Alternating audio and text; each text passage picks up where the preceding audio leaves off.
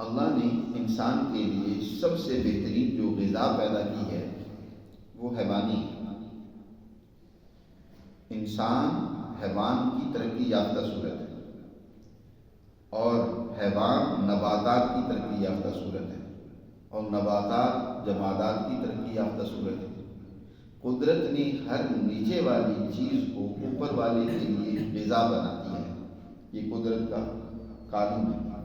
مثلا نباتات، ان کی غذا جمادات، یہ نباتات ساری مٹی سے غذا حاصل کرتے ہیں، تو جمادات ان کی گویا کی غذا ہے، اور یہ نباتات غذا بنتی ہیں حیوانوں کی۔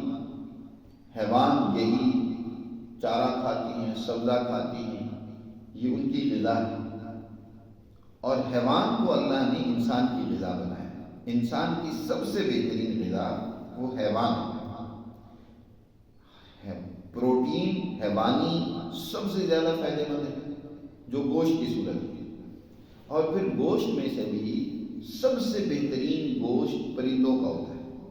گوشت کے بھی درجات ہیں، جتنا چھوٹے جسم کا جانور ہوگا اتنی اس کے اندر طاقت و قوت، پھرتی اور توانائی زیادہ ہوگی۔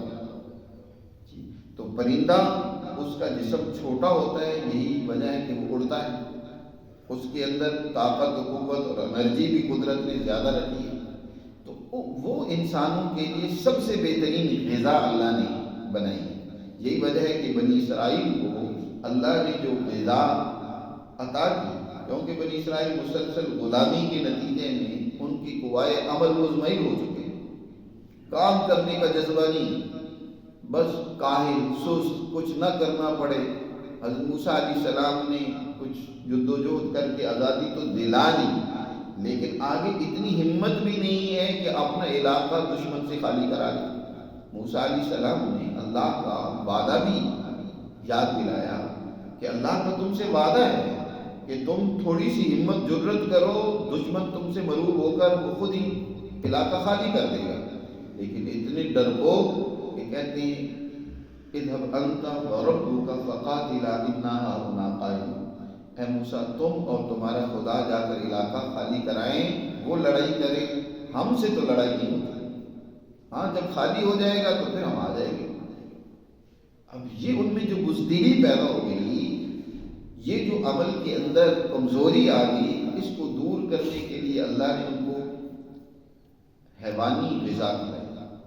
حیوانی غذا میں گوشت کھلایا تو پرندوں کا، اور یاد رکھو اسی طرح انسان کے لیے جو شکر ہے، جو میٹھا ہے، جو انسانی باڈی کے لیے ضروری ہے، وہ بھی سب سے بہترین وہ میٹھا ہے جو حیوانی ہے، اور وہ شہد ہے۔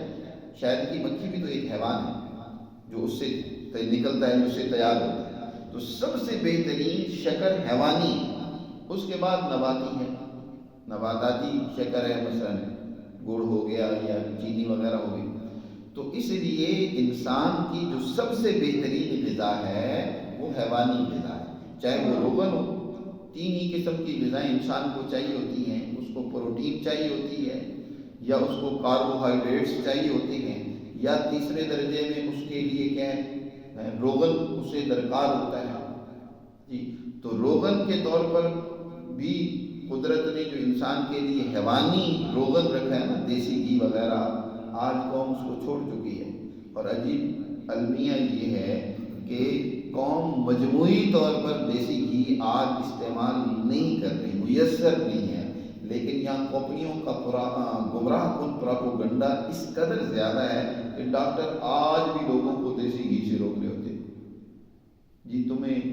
تمہارا دل کا مسئلہ ہے، تمہاری شریانیں بند ہیں، وال بند ہیں، لہذا تم جو ہے نا دیسی گھی نہ استعمال کیا کرو۔ پہلا سوال تو یہ ہے کہ دیسی گھی لوگ کتنا استعمال کر رہے ہیں، کر ہی کون رہا ہے، پھر اس سے روک رہے ہیں۔ آج بیماریاں ہیں ہی اس وجہ سے، والز بند ہیں ہی اس وجہ سے کہ ہماری جسم کے اندر وہ دیسی گھی کا استعمال رہا ہی نہیں۔ روغن جو اصل روغن ہے وہ ہے ہی، اس کی جگہ پر بناسپتی گھی اور آئل نے لے لیا ہے، جو اس کا نسخہ اور صابن کا نسخہ یاد رکھو ایک جیسا ہے، صرف اس میں صابن میں سوڈا کاسٹک وہ زیادہ ڈال دیا جاتا ہے تو صابن بن جاتا ہے، اس میں نہیں وہ ڈالا جاتا، وگرنہ گھی اور دونوں کا صابن کا نسخہ ایک جیسا ہی ہے۔